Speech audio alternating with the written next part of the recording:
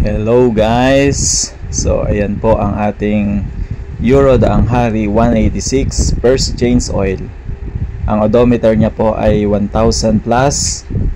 So ngayon ay ang unang change oil ng ating Euro Daang Hari 186. Ayan po yung kanyang tornilyo. May spring po yan. And may parang filter sa loob. Yan po yung kanyang strainer. Hugutin po natin. Yan po yung pansala ng dumi. So marami pong nagsasabi na ang Euro 186 Daang Hari po ay 1.2 liters.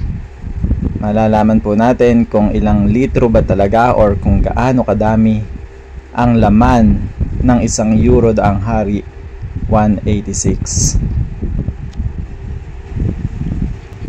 So ganyan po yung posisyon ng strainer sa loob.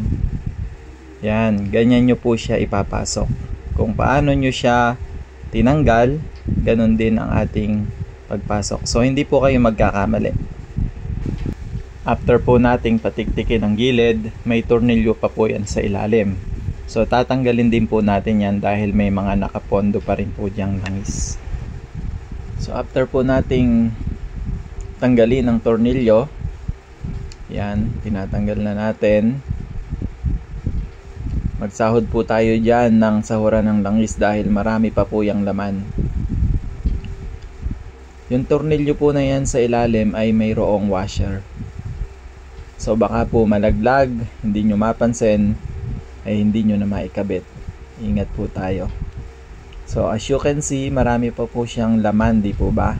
At yung tornilyo na tinanggal ko dyan, madumi po yung pinakadulo niya, kaya kailangan nating linisin. Ang total po pala ng langis na nakuha natin ay saktong 1 liter. So nagsalin lang po tayo ng 1 liter din at goods na po yon. Okay na sa kanyang engine oil gauge. So marami pong salamat.